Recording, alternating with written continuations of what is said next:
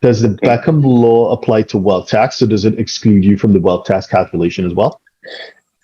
Well, basically, for the Beckham law, it's as if you were not tax Mhm. resident in Spain. Mhm. So basically, what is taxed under the Beckham law is the incomes that you earn in Spain.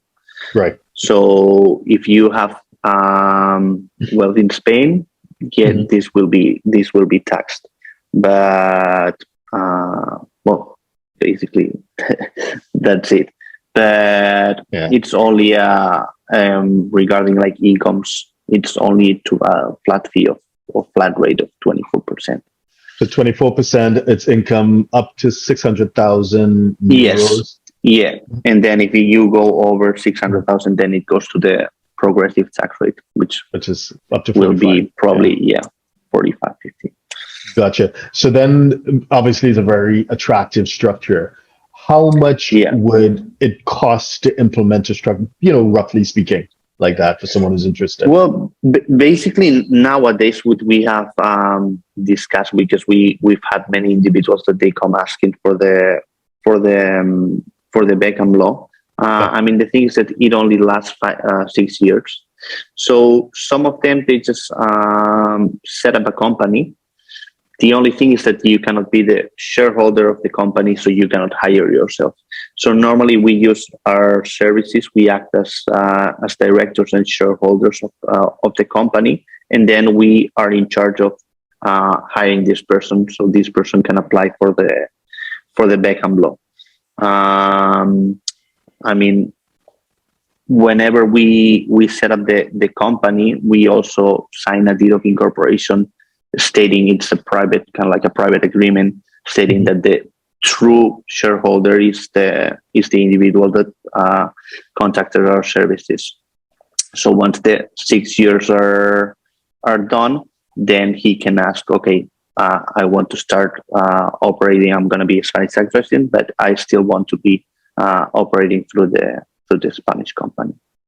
This is the most common structure that we have found nowadays. Absolutely. It's the most attractive structure, Yeah, really, for yeah, at because least for the first 6 years. Yeah.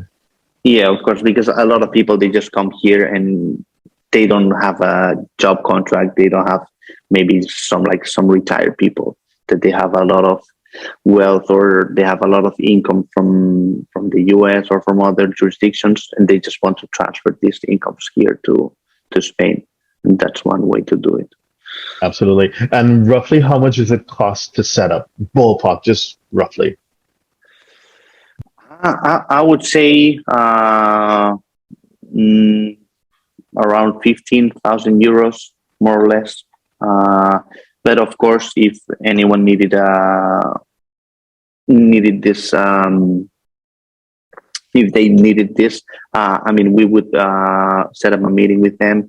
I mean, of course, we would explain everything in more detail, and we would send them a fee proposal with all the all the work that we would do, all the setup of the company, as being the directors, all the contracts, the hiring contracts, also taking care of the payrolls, everything. Yeah, we would send them a detailed proposal with everything, with all the works to be done. Yeah. So in other words, it's not like, Portugal has NHR, Ireland has Res Non Dom. It's not something that's really No. straightforward and simple. It's something that you require Yes. tailor made. It's a bespoke solution Yes. to someone's situation. Yeah, that is correct. Mhm. That's why a lot of people, instead of moving to Spain, they'd rather go to Portugal. I mean, for individuals, we know that Portugal, that they do have some advantages over Spain, but still people want to come to Spain, so it's good. Yeah. I mean, to be fair, in terms of our practice, the majority of people, even though there's an uptick in Portugal, the majority of people still Hmm. want to go to Spain for Yeah. a number of reasons. So anyway, So if you're a 6, 7, or 8-figure investor, entrepreneur, or business owner who needs a tailor-made solution from a qualified team of professionals, we can help you achieve the international lifestyle, the freedom, and even the tax savings you're looking for. Visit us at htj.tax and live that international life.